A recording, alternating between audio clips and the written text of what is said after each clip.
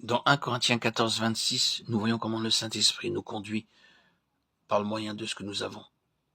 Les versets 27 à 33 nous montrent que la conduite du Saint-Esprit est aussi en accord avec les circonstances. Par exemple, la réunion de l'Assemblée finit à 9 heures. Le Saint-Esprit ne vous conduira pas en vous donnant beaucoup de paroles juste avant 9 heures. D'autre part, vous serez conscient que le temps est arrivé à son terme. Il se peut aussi qu'il n'y ait pas besoin d'une longue période de chant, de prédication. Tandis que vous apportez à l'Église ce que vous avez, vous apprenez aussi la leçon que les esprits des prophètes sont soumis aux prophètes. Si vous avez, vous pouvez apporter. Mais cependant, vous devez aussi tenir compte des autres. Supposons que dans une réunion, chaque participant, ou plus de 20 frères, ait un cantique, et que vous en ayez aussi un. Soyez attentifs et attendez que 2 ou 3 se soient manifestés. Vous verrez qu'il ne sera plus nécessaire que vous le fassiez. Cela ne signifie donc pas que tous les participants, que ces 20 personnes attendent leur tour et que l'on chante jusqu'à minuit. Si vous le faites, vous désobéissez à la conduite du Saint-Esprit.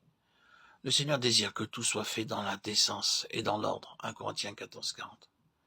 Ainsi donc, ce que j'ai me permet de répondre aux besoins et par les circonstances, j'apprends à être conduit par l'Esprit. Dans nos réunions, nous devons observer le principe de 2 ou 3, tel qu'il est écrit au verset 27 et 29. L'Esprit ne nous conduira pas à donner alors que nous n'avons pas ni à violer le principe de 2 ou 3. Aux yeux du Seigneur, je peux être conduit à me lever et à parler si je possède quelque chose. Cependant, si d'autres frères ont apporté ce qu'ils avaient, je dois me tenir tranquille. Il y a deux difficultés dans l'Église. L'une d'elles, c'est que ceux qui n'ont pas peuvent être persuadés qu'ils ont quelque chose. Quelquefois, un enfant de Dieu ne remplit pas les bonnes conditions, mais il insiste pour parler. Fondamentalement, Dieu ne lui a rien dit et il n'a pas travaillé en lui. Mais il aime parler et l'Église n'est pas édifiée. Notre difficulté, c'est qu'il y en a d'autres qui ne veulent pas suivre la conduite du Saint-Esprit.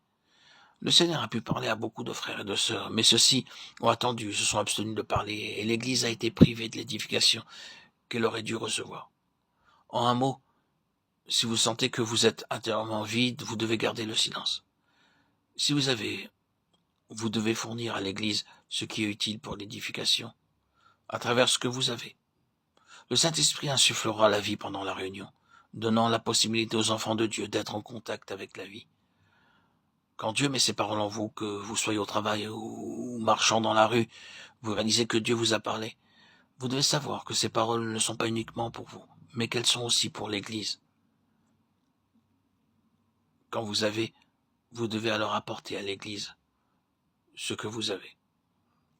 Quand le tabernacle fut dressé dans la période de l'Ancien Testament, le peuple offrait à Dieu son or et son argent. Il en est de même pour nous aujourd'hui. Nous devons donner ce que nous avons.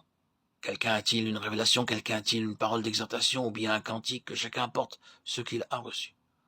Lorsque le tabernacle fut édifié, l'Esprit donna de la sagesse et de l'intelligence aux ouvriers pour utiliser des matériaux très différents et en construire le tabernacle. Tous les matériaux étaient offerts par les Israélites et incorporés dans le tabernacle par l'œuvre du Saint-Esprit. Aujourd'hui, si nous apportons tout ce que nous avons, l'Église pourra s'édifier sous la conduite du Saint-Esprit.